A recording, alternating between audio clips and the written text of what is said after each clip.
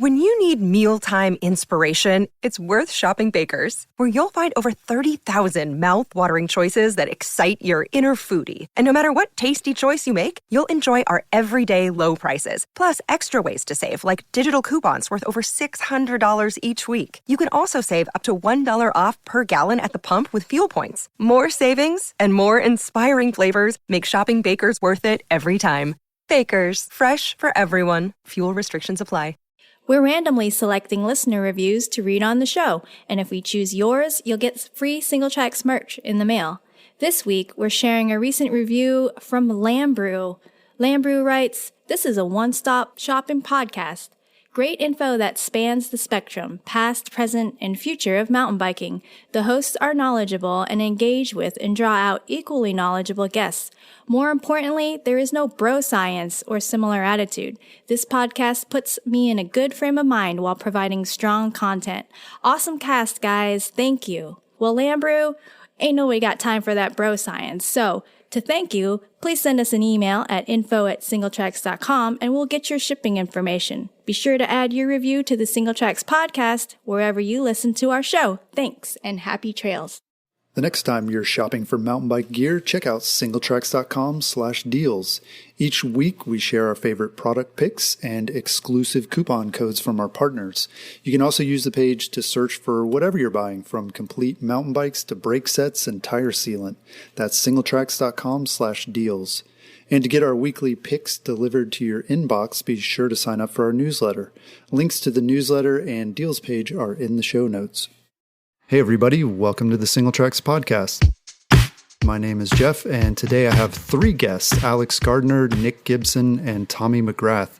So Alex, Nick, and Tommy started the Trans Cascadia enduro stage race about 5 years ago, and they've got a really interesting model that they've been using that blends tourism and advocacy and trail work and putting on a great event into one big package. And so we wanted to talk to them a little bit about that. Thanks for joining us, guys. Thanks for having us. Thanks for having us. So like I said, you guys started the Trans Cascadia about 5 years ago. Nick, what did you as a group initially hope to accomplish?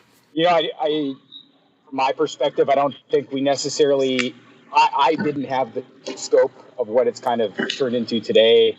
I didn't have the vision at that point, but what I did know is that I had done some racing overseas. We've all done some racing, but this trans style racing wasn't available in the U.S. market. And after having competed in an event or two, it was super inspiring for me. And so I think from that, we felt like we needed to host this in our backyard, and that our backyard was a perfect place to host something like this. Yeah. Interesting. So Alex, how about you? Had you had any experience doing stage races like this? Stage races, yes. Trans style races like Nick experienced over in France, not necessarily. Lots of mountain bike racing in my history, and it was fun to watch Nick go over to France, and they had daily updates, and so we were all following his progress each day, either with the results posted or we'd catch a glimpse of him on a video. And it was super fun. And so that was a bit of inspiration for sure. Yeah, that's cool. What about you, Tommy? How'd you get roped into this? Working together. So it was all a group effort. And I had been to a ton of different races, both racing and also working as a tech rep for Shimano. I supported tons of the events. So we all kind of knew what it was like to go to a current event in the U.S. and how good they were. And then Nick came back from Europe talking about multi-day events. And so we all kind of started talking about how we can make the ultimate event. Yeah, that's cool. So Nick, how would you describe Trans Cascadia? Is it a race? Is it a party? Is it an event? Yes, to all the above. It's a race, but I think it's definitely a reflection of our community, and it's a U.S. trans style race. Like it's got U.S. flavor to it. And I also think that, you know, we were just talking about it today, but the time of the year that we hold this race it can go either way on us, but what you can guarantee is moist dirt and good dirt. And so yeah, it's all those things above for us. I think for us who put it on, it's a culmination of a lot of work and a celebration of a ton of trail work that got done over the summer, and a celebration of the community that helped make that happen. Yeah, interesting. You said it's a U.S. style. How does that differ from the European racing that you experienced? Well, I would say the social element of it is U.S. style. But, I didn't have the chance to do all of the trans style races in the world, but I was really inspired by Trans Provence, and his style was incredible. It was, for me, the year I went, it was 6 days long, and there were 6 huge days of riding. And I think we found that for us, and what was comfortable to us, peeling it back to 4 days was more manageable. And then the balance of the amount of riding in the day to the amount of socializing at the end of the day is, I feel like, a balance that we've really worked hard to get right. And so you come out to this event, and I don't think you have to be super fit. I think you have to have a skill set, but I think ultimately you got to have a will to get through it. And I think it's mostly, I think the social element of it is a huge part of it, hanging out with like-minded people and sharing in that experience of blind racing and really good food and good culture. It's a special thing that when you walk away from these events, you walk away.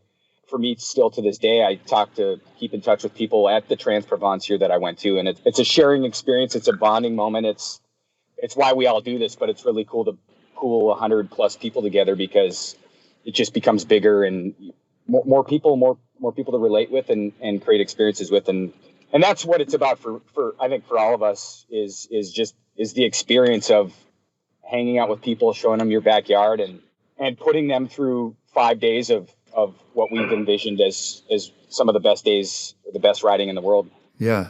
Alex, what would you say makes Trans Cascadia different from other multi-day enduro races, particularly ones that are in the U.S.? There aren't a lot of them, but there certainly are a few. So how's Trans Cascadia different in your mind?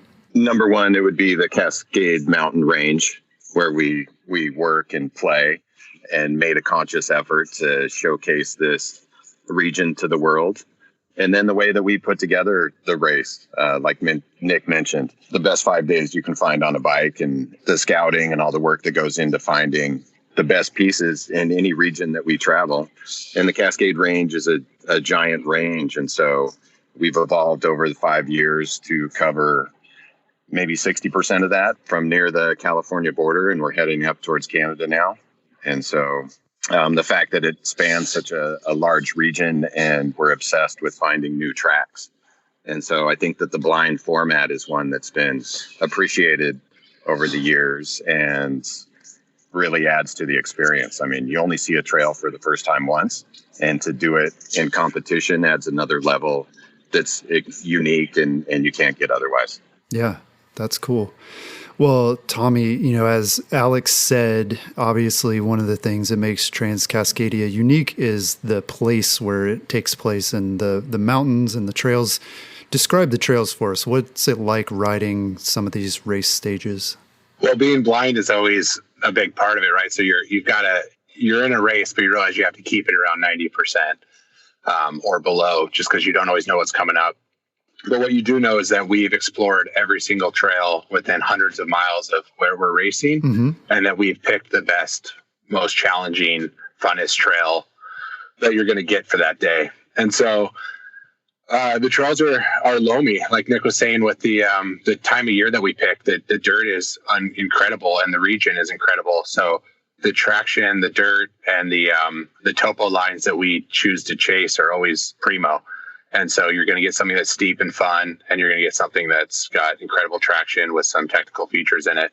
So that's what we look for. And that's what makes it really different than a lot of other races, is that trying to find new trail like that every year, year after year, would be almost an impossible feat in most places in the country, if not the world. Yeah. There's such a long history in the Northwest and the Cascades with old logging trails and old hiking trails and scouting trails that there's a lot of uncovered stuff that we're able to recover. And a lot of these old hiking trails and these old scouting trails are ways that people got to the top of the mountains as quick as possible. So they're steep, and they're ridge lines, and they're fun. And they happen to be in the best dirt zone in the world. Yeah. Well, why is it, in your opinion, that these trails aren't more popular, that they're not more well known? Is it just sort of their condition, or is it their remote location, or what is it that people are missing by not riding these trails? They're hard to get to, for sure. we always end up finding a group that plays around that area, not always on the exact trails that we race on, because sometimes we're the first people to open them up and race them first person ever race them, but really open them up in a long time.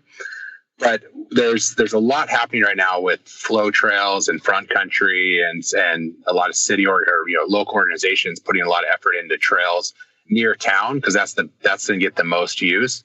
And then in the U.S., we have a big problem with losing trails and losing wilderness area, and there is a lot of wilderness area. So there's an area that we can't go to, and then there's this really popular front country stuff, and then there's this kind of long lost, forgotten about zone in the center that's right on the outskirts, right on the borderline of that wilderness, that not only do we have to get to and uncover and scout and find, which takes time and energy, but also you have to get there. And so just the overall time it takes to go ride a 10-mile trail can be substantial, and a lot of people don't know they're there to do. They're definitely not going to explore in the middle of the woods, try to find a trail to ride. Yeah. And I imagine that's a big part of the race support that you guys provide, is obviously shuttling people to the trails, providing maps and all that kind of thing so that people can ride the trails and enjoy it. What else, Alex, would you say, what kind of support you provide the riders when they're not racing during the Trans Cascadia? The best of everything, from food to remote campsites, just the quality of staff that comes out. Yeah. I mean, the race is based on, it's a blind race with gourmet food, big fires, and a social scene, open bar.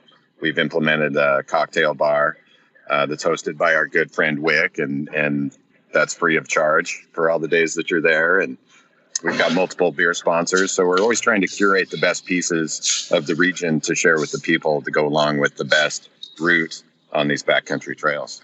Yeah, so I imagine too, though, you're in a remote area. It sounds like backcountry campsites and things like that. Is there, what about like if people have mechanicals or things like that? I don't imagine you're like close to a bike shop in town or anything. Is there any support along those lines? We do bring tech support. Our title sponsor, Shimano. We have a tech rig out there to help out. We also ask and encourage people to bring unique pieces that they may have on their bike and prepare for this long journey. Right. But inevitably, we're always scrambling. Wheels get used off of bikes or volunteer bikes or derailleurs. We even had a rear triangle that switched out from one of our sponsors' employee bikes. Thank you, Santa Cruz and Sam, for that. So, I mean, it's racing. Everybody's in on it, no matter whether you're downtown crit or you're out in the backcountry. It seems like everybody's involved and making sure that we keep moving forward. So yeah, we try to do our best, but inevitably something goes sideways at times. People will have to ride a completely different bike, a borrowed bike, but we tend to get through it somehow each year. Yeah, that's cool. Tommy, a lot of people hear Pacific Northwest and they think rain and clouds. What's the weather usually like during the event?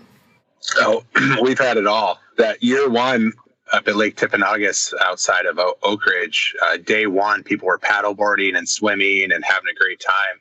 And on day two, we left that campground. And day three, we went back up to get some cars picked up retrieved some cars that we left out there from some staff. And there was 12 inches of snow up there. Oh, wow. And so, and then we've had some really good sunny years. We've had a little bit of rainy years. And this year we got Mother Nature danced around us the whole time. We had a couple of days of cold weather and a couple of days of snow weather. What was cool about this year was we got snowed pretty heavily on our last day. Mm-hmm. And our medical team, who we listen to and work with extremely closely, sat us down in the morning. We're like, what do you guys think? We have a huge day out there and there's 4 or 5 inches of snow. And they said, we don't think we should race it. Uh-huh. We said, fair enough. So we canceled the race. We told anyone who wanted, they were free to go home, and we had a shuttle to get them back to their cars, or they could stay and go on a group ride with us. Yeah. And we ended up having some 140 people, including some staff, go on this amazing group ride up to the top of the hill, and everyone brought one piece of firewood and one beer. At the top, there ended up being a full-on bonfire with everyone having a beer. And what was supposed to be a bummer deal, like we canceled a day of racing, has come back feedback-wise as maybe one of our best days ever. Wow. Just the ability to adapt and have fun and roll with the punches and not let, the region and Mother Nature kind of controls it. And so we have really good groundwork, and that's what we do best. We adapt, and we know that we're in the woods, and if someone's hurt, we get them out the best way, possible. If someone's hungry, we feed them the best food we can possibly get out there. We've got luxury showers in the woods, and if it snows on us, we give you the best time you can have. So I think that's kind of where we separate a little bit, is we adapt extremely well out there. Yeah, that's cool. And weather's one of them that we have to really adapt to. Mm-hmm. Yeah, I mean, it sounds like good vibes all around, and you've built this amazing community around the people who end up signing up for this race every year. Nick, I know you guys formed a new advocacy group, or this sort of formed out of your work, the Oregon Mountain Bike Coalition. And how did that come about exactly? I know you guys didn't start out to create an advocacy organization. You wanted to put on a race, but this kind of naturally came out of it, right? It did, yeah. I mean, as a note, Trans Cascadia is a nonprofit, and a good portion of what we do is advocacy, either lobbying or doing actual trail work. Tommy spoke about wilderness, and preservation of wilderness is important. It's a bummer that bikes can't recreate there, but I do think to conserve our lands, it's an important thing. If bikes could be included, I think that would be great. The Oregon Mountain Biking Coalition, it was in response to a wilderness proposal that a group out of Oregon called Oregon Wild put forth. It's called the Crater Lake Wilderness Proposal. And this would have it would remove a few hundred miles of really primitive single track, the stuff that we like to ride, the stuff that we all hope our kids can ride at some point. I think this front country experience is where a lot of people play right now, but I do believe as people evolve in their mountain biking, they'll want to see the backcountry, and I think we're starting to see a surge in that, people's interest to get further and deeper. But yeah, I sat down at the table with this, and I saw that as a mountain bike community from a statewide level, that we weren't as well planned up as we probably should be, and so the Oregon Mountain Biking Coalition is kind of a response to that in particular, trying to get all these great advocacy groups from around the state to come together under one voice and have a pointed message when it comes to these statewide conversations. And it's really important for no matter what state you're in to have a real cohesive message when you're entering these conversations. Yeah. And so, Oregon Mountain Biking Coalition is still in evolution, but I think we're up to 13 member organizations from around the state of Oregon, and it's continuing to get stronger, and our message is becoming tighter, and it's going to be a great tool to advocate for mountain biking in Oregon. And so, we're pretty proud of that. Yeah. Are these existing organizations, these 13 groups that are sort of working with the Oregon Mountain Bike Coalition, are these new groups that were formed, or are these existing ones that you're kind of coordinating with more? Yeah, they're existing. I think they're all existing, and they're all doing amazing work. It's a combination of, like, in the Portland metro area, you've got Northwest Trail Alliance, and I'll name a few. You got Northwest Trail Alliance, and then you've got Central Oregon Trail Alliance, COTA. In the Oak Ridge area, you've got GOATS, Greater Oak Ridge Area Trail Stewards, and you got Disciples of Dirt down there, and everybody's doing great work regionally. Mm-hmm.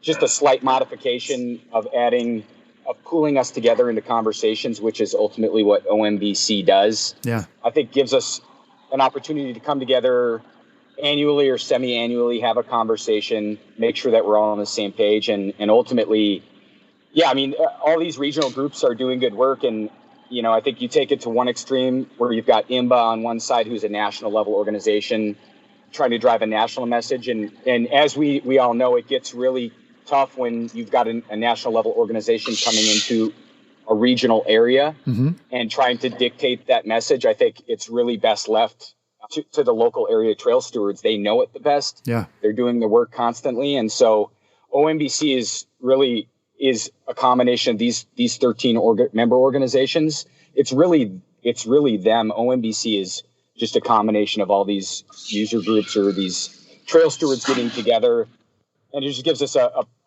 more pointed platform to speak from. Yeah, that's cool. Alex, this year, the Trans Cascadia began working with the Backcountry Horsemen, which is an equestrian group, to help maintain some of the trails. How did that relationship form, and what have you been able to accomplish together? That was, I think the relationship started, and Nick can speak in greater detail, but we were invited to a meeting a couple of years ago at the end of the season, and they saw the work that we had done our first year in the Gifford. Mm-hmm. And there's a lot of washed out roads in that forest, and that didn't deter us. We found our way around. We went in and we got the trail work done. And I think that our work spoke loudly, and they put out an invitation to attend this meeting. Nick and Ben were able to go there and met with these guys and forged a relationship that then led to a couple of collaborations this year. And I think they were wholly positive, getting to know each side. We learned many, many things from them, especially out on trail, how to move big logs and debris. Oh, yeah. Using blocks and pulleys. We were out there with chains. And horses? Do they use their horses? And horses, absolutely. They packed in a lot of things by horse for us. So it was a great collaboration and a lot of fun to work with them. I grew up around horses as a kid, so it seemed kind of commonplace, but I know that it's not for a lot of people. And so, yeah, as the new kids on the block, as far as trail users go, we've still got a lot to learn. And it was nice to apply our enthusiasm and strengths to their knowledge to repair a bridge deep in the forest this year. That was a planned part of our race. That day actually got snowed out. But it's something to be proud of, the work that we've done together, and hopefully can lead to future collaborations. Yeah. Yeah. Nick, it sounded like you guys had a really cool work party with the equestrian group, and you guys camped out with them and everything. Tell us a little bit about that. Yeah, we, like Alex mentioned, we had two work parties with them this year. The first one, a lot of where we operate is deep in at the top of mountaintops. Those are the hardest places to brush and to log out. And so our first work party was with Santa Cruz. We got packed in. We got all of our tools packed in, night of meals, and we got to camp out on top of this mountain so that our next day of trail work would be a little bit easier. And it allowed us to get to this really tough zone that was just otherwise almost impossible to maintain. That was the first work party. The second work party was a collaboration between us and DCH, and I think there was well over 100 people attending from both communities. Yeah, we had a big pig roast, and we got to work side by side with these folks. And I think one of the guys was quoted as saying, "Everybody hates their neighbor until you get to know them," right? And I think that's the same thing with these people, man. Is they're good, hardworking people, and they have a skill set that's complementary to what ours is. And like Alex mentioned, working with rigging equipment, logging, dragging 12,000-pound logs into place is not a skill set that we have, but we got to learn from them and work aside them, have a meal together. And yeah, it was an amazing collaboration. We've got a lot in common with this group, and we hope to keep it going. And yeah, I think it was an amazing thing to experience that we hope we can keep forging forward. So Tommy, I'm interested to ask you, what's sort of your ideal bike setup for a race like this? It's several days. It's some pretty rough and fast trail at times. So what kind of bike would you recommend people bring for the race? Well, most importantly, it's something they're comfortable on. But you've got the guy, like, for example, like a Aaron Bradford or Jeff Kavush, one of those guys. They usually kind of show up with a little bit bigger of a bike because they're comfortable with climbing that big bike up the hills, and they know that they can handle a 35 or 34 pound 160 travel downhill casing tire up the trail, and that they know that they've got the weapon they want for going down the trail.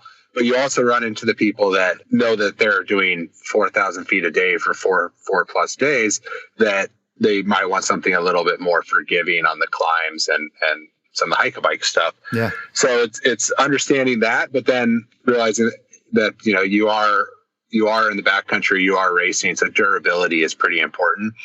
So I usually say somewhere around that mid-travel bike, the Mega Towers and the Reckonings and the SB 160s, like those big 160 travel bikes are super fun and capable, but they can be a little big. And then you go full cross country bike, like a Tall Boy, for example, or something like that, is you're going to be a little undergunned on some of this stuff. Or sorry, not tall boy, but yeah, Blur. You're going to be undergunned on a lot of the downhill stuff. So those mid-level bikes are what I suggest around that 130 to 150 travel with some real tires on it and some big brake rotors. Yeah. Did people ever show up with hardtails? I don't know if we've ever had a hardtail. We had a guy year one. I think, we've had some hardtails. We've had Fuzzy, who's a product manager for Fatback. He came a couple of years on his fat bike, hardtail. And I mean, like, Fuzzy knew what he was getting into. I tried to advise him not to, and he did it, and he had a blast. He came back the next year and did it again. And we might have had a hardtail out there one year. I don't think so, though. We did have a... what about Peter from Mexico? Peter was on a full suspension, but it was 26 inch. Okay. Oh, well, that's kind of like a hardtail. It was. Yeah. So Peter actually showed up from Mexico wearing the clothes he was going to ride in all week. And he brought shoes. Yeah. And no sleeping bag, no real tent or anything like that. He was sleeping by the fire one night, melted his shoes away. So I gave him my shoes and he kept going, but he ended up flatting his tube, and not too many people have tubes. Most people are set up tubeless these days. And two, nobody had a 26-inch tube. And so he melted his tube by the fire and put it back together, put it back in his bike, and then finished the race. It was extremely impressive. Yeah. Yeah. I think that's the first time I've heard of a tube being melted. I guess that would work. I don't know. I have to throw a lighter in my pack. It worked. Yeah, it was pretty impressive. Well, Alex, do you have any training tips for people who are thinking about doing Trans Cascadia? Is this a race where, like, you got to really train for it for months and months, or is it something where, somebody who's in pretty good shape can tackle it and have a good time? Yes. Depends on your attitude, I guess. Absolutely. And life training would be the most important to approach Trans Cascadia, because you're going to see some things that you're going to need to deal with on the fly, from the tracks to what goes down at the camp at night. Ah, I see. Just good overall fitness and a willingness to embrace adventure. Mm-hmm. I mean, definitely, to Tommy's point on bike choice, the fitter person you are, the bigger bike you can get to the top and potentially have more fun. But really, it's just a spirit of adventure and toughness and spirit.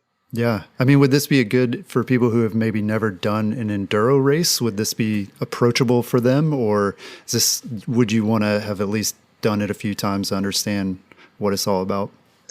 They would both give different experiences. The first year, we had 66 people start. I believe Dave Gettler, owner of River City Bikes, had never done an enduro. And so, he made it through, and he was part of a greater community that helped him through it. So, I mean, definitely being fit and trained for anything that you do is going to ease the burden. The community that comes out to this event, the direction that we give at the start of the event is that everybody comes in safely because everybody's looking out for each other. So if you're down on a day and you're not feeling it physically, it's pretty easy to recover the next day with all the people around and all the encouragement. So, yeah, very cool. Well, Nick, you mentioned that Trans Cascadia is a nonprofit organization. Is organizing and promoting the race a full-time job for any of you guys? It's not. No, it's a labor of love for sure, and it's a part-time gig. I mean, we have a general love and interest in trails and what to ride in our backyards, so I think it comes pretty naturally. And we have an amazing Nathan Frecken and Ben McCormick are two guys that help us out, help organize and provide a bunch of support. And then we have an insane volunteer community that carries a heavy weight. And I think the culture we have is just to help each other out, to work hard, to get it done and open up trails. And you don't need to give people a lot of direction out there. Like, I think people see what's being created and the work that's being done, and everybody's keen to give it their best. Yeah, that's cool.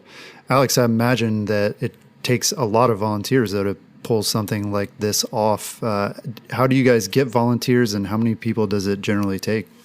We're about 1-to-1 ratio of racer to volunteer.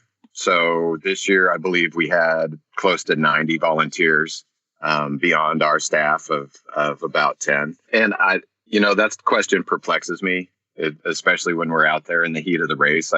I wonder what makes a person want to volunteer to come out to do this. And initially, I think it's easy. But once you get out there and you see how hard these people work and dedication they have to making sure that the racers have a good experience and that everybody's taken care of, it comes wholly from within. So I think that over time, I mean, we get a lot of repeat volunteers. So there is some gratification from those that come out to see us, but somebody that wants to come out and know a little bit more about the region, that wants to volunteer and advocate for trails and our community. We've been really extremely lucky with volunteers, and I'm not sure what comes from inside to make a person want to do that. Mm-hmm. Yeah, I can't really speak for anybody, but when we get them out there, everybody certainly gives their all. Yeah, that sounds awesome. Tommy, I want to ask you, how does sort of the work flow for an event like Trans Cascadia? Are you guys working on this year round? I know right now you guys just had a meeting with the Forest Service, and this is only less than 2 months since this year's race was over. So you're 10 months out from next year. Are you guys busy like all year working on this, or does it kind of come in waves? A little bit comes in waves. When you asked if it was a full-time job and Nick said, no, it's a labor of love. He was correct when it comes to a labor of love and financially being compensated for a full-time job. But I think all three of us would consider this a full-time job. I mean, that's 40 hours a week. It can be pretty close. Oh, wow. But it's fun, right? And we're all kind of taking different pulls at different things, but it definitely does go year round. Right now we're sitting in a parking lot of a Forest Service Ranger District, national or regional office. And we just got done with a meeting showcasing, showing them what we'd like to do next year and where we'd like to go and some of the trails that we're looking at and campground suggestions and stuff like that. And the last, so previous to this meeting, Nick has been scouting. Nick and Alex have been scouting extremely deeply into like the topo lines and forgotten trails and areas that don't look like they're used much, but there looks like there could be something there. And so we have the scouting process. And then right before that, and even up until about last week, is kind of cleanup from the year before, where we're, tidying up invoices and still moving some luggage and tools and materials around and doing follow up with sponsors and people and just kind of putting the close to that. And then we kind of start the scouting and the Forest Service meetings for the next zone or the next year. And then starting, tomorrow on, we have sponsorship meetings and we have to get registration up and running. And then there's the whole sellout, and waiting lists and that kind of stuff. But then we do get like this little break in the winter where it's snowing, so we can't go build or scout trail. And the race event is usually sold out by this point, so we're not trying to promote it too hard to sell it. So we get a little bit of a break, and then it's right about like sea otter, pre-sea otter, ski season's over and bike season is kicked in, and we're kind of jamming again. We're starting to figure out how soon we can get back into the woods, and then we've got to work with all of our vendors, from refrigeration trucks to chefs to bathrooms to showers, water supply, all that kind of stuff. And then the work parties start. Once the work parties start, it's about every 2 weeks we're in the woods, and they take about 2 weeks to plan. And then you get in the woods and start opening and building and cutting and clearing trails and scouting for the race days and perfecting corners and stuff like that. And then the race happens. So yeah, it goes year round for sure. Yeah, that's crazy too, to think of all the different skill sets you need to do that, right? You got to navigate the Forest Service and sort of that government bureaucracy, and you also have to do all the logistics and the trail work, and you also have to be cool mountain bike guys that know like what's fun on a mountain bike. And so yeah, that's pretty amazing that you're able to pull it off with the team that you guys have in place. So I want to ask each of you, I guess, and I'm sure you all have the same vision, but I'd like to get each of your take on it. What is the vision for the future of Trans Cascadia? I'll start with you, Nick. Well, I think that the trail work aspect of it is super important. And so the future has to include trail maintenance or continued trail maintenance of the networks that we've opened up. I think that's the biggest thing I'd like to see. I mean, for me, selfishly, I love this event because it opens amazing backcountry networks and gets them up to speed to where you want to ride them. And that's super important. So yeah, I think the future of this thing is getting it to a point where we're going we're going to have a burnout point. I mean, to Tommy's point, it is a lot of work and it is super fun, but there is going to be a tipping point. And ideally at that point, we find a good handoff and a community that wants to take this thing over and keep it alive so that we can keep these backcountry networks open and alive. Yeah, that's cool. Alex, what do you think? What's your vision? Is there any desire to open this up to more people, to let more people experience Trans Cascadia? Well, that's something I push back on constantly, is the number of people that come out to the race. But the experience of Trans Cascadia is everywhere that we've been and potentially places that we haven't been yet. So, I mean, in any zone that we have improved the trails or put together certain routes for the best way to flow through a zone is an experience that anybody can have for themselves if they want to invest in the time and contact us for the info. We're happy to share it. Yeah, but they don't have access to your gourmet chefs and your legendary parties.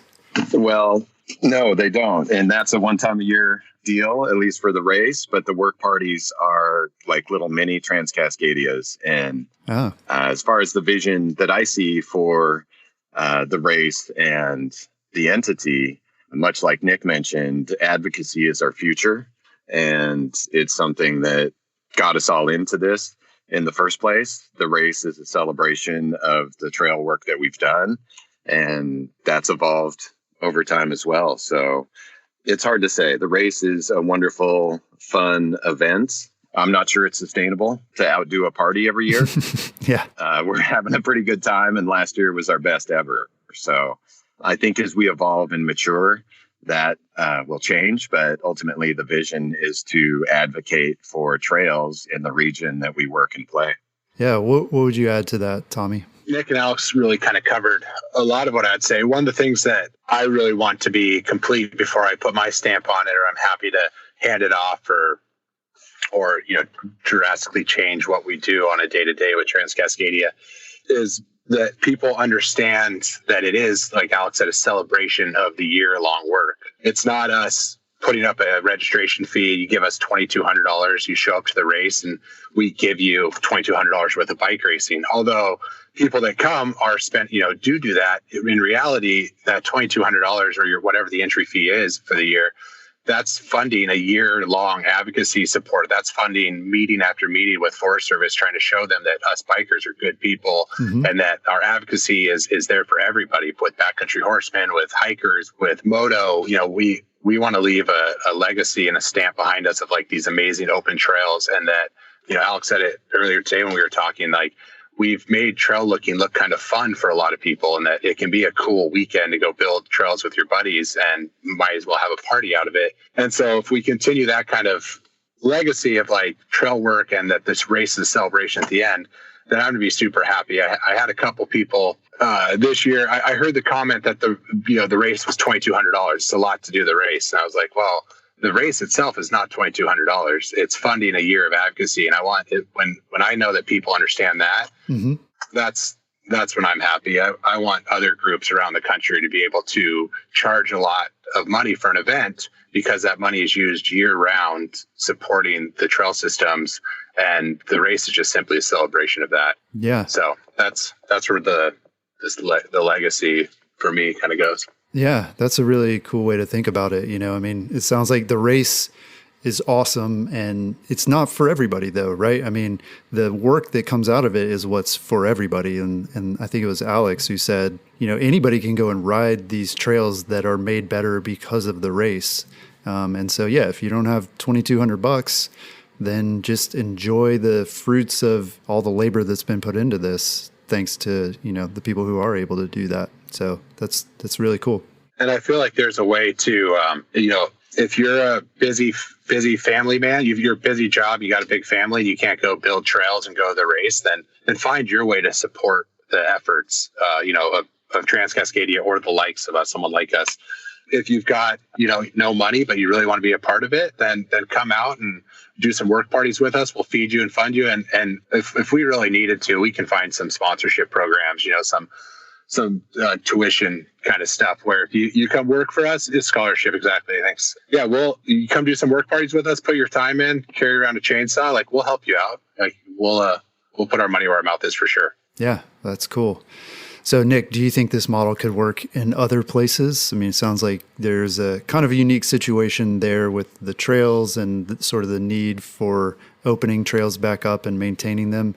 But do you think this could work other places? 100%. And we hope that people do. I think from race promoting is tough. Most of the time people think you're charging too much, whether it's $2,200 or it's $150. And I think if you take a look inside the promoter's lens, it's a lot of work for little monetary gain, but there is so much to be gained out of the philanthropic work that it is. And, this is our, we've been in the bike industry for all of our careers. And so this is kind of a natural progression for us to refine our craft and to be a part of our industry in a positive way. And our industry is the bike industry, and what keeps it moving forward is this. And so I think the trail maintenance aspect is it's not really well known by the average rider. Like, I think a lot of people, I heard the other day, the Forest Service maintains these trails, right? And it's like, well, I think in the region that we're sitting in right now, there's over 5,000 miles of single track to maintain. In a seasonal area with fires and with snow,